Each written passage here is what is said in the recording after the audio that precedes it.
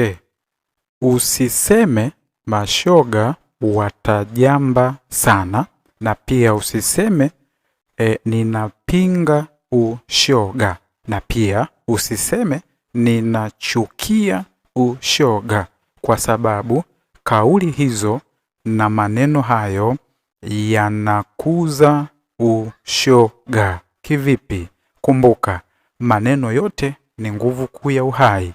Maneno yote ni viumbe hai katika asili, katika nuru, katika ufahamu mkuu uliokuwa kamili. Neno mashoga watajamba sana ni neno lenye nguvu kuu ya uhai ya kufanya ushoga inabidi uwepo ili waendelee kujamba sana. Umenielewa bwana? Na pia neno ninapinga ushoga ni neno lenye nguvu kuu ya uhai ambayo inapelekea ushoga uwepo ili wewe au nyinyi muendelee kupinga. Umenielewa? Hivyo basi, kama watu wengi watakuwa wanazungumza neno kwamba mashoga watajamba sana, manake unaiambia asili unahitaji ushoga uendelee kuwepo ili mashoga waendelee kujamba sana. Unaposema mashoga watajamba sana, unaposema watu wengi wakisema mashoga watajamba sana, mnaiambia asili, mnauambia ufahamu, nyinyi mnachohitaji ni mashoga wajambe sana.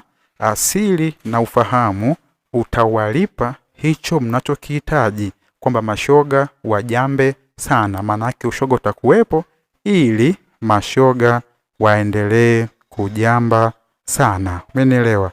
Neno la pili, ukiwa unasema kwamba ninapinga ushoga, au watu wengi wakiwa wanasema kwamba tunapinga ushoga, mnaiambia asili, mnaiambia nuru, mnauambia ufahamu kwamba nyinyi mnachohitaji ni kupinga ushoga. Asili itawalipa kupinga ushoga, manake lazima ushoga uwepo ili nyinyi mlipwe kupinga ushoga. Umenielewa? Kwa sababu nyinyi mnachohitaji ni kupinga ushoga, asili inawalipa kupinga ushoga. Manake nini? Kwa kuwa maneno ni nguvu kuu ya uhai, maneno ni kiumbe hai, manake ushoga utakuwepo ili nyinyi mlipwe kupinga ushoga. Umenielewa? Ukisema sipendi ushoga, mnaiambia asili kwamba nyinyi hampendi ushoga. Kwa ufahamu na nuru na asili inawalipa nyinyi kutokupenda ushoga, manake mashoga lazima wawepo ili nyinyi mlipwe hicho mnachotamka kwamba hampendi ushoga. Kwa utalipwa kutokupenda ushoga, kwa kuwa ushoga utaendelea kuwepo ili wewe uendelee kutokupenda ushoga. Umenielewa?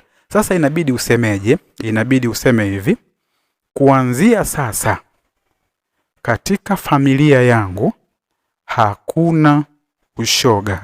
Kuanzia sasa katika jamii yangu hakuna ushoga. Kuanzia sasa katika taifa langu hakuna ushoga.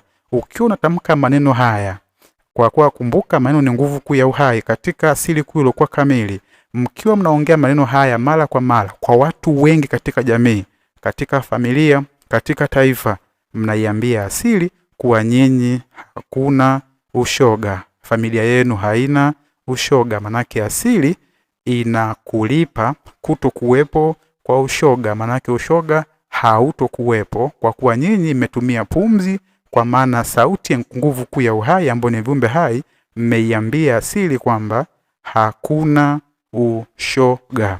Ipo namna hiyo. Hii ni kwa mujibu wa asili kuu iliyokuwa kamili na ufahamu mkuu uliokuwa kamili. Asanteni kwa kunisikiliza.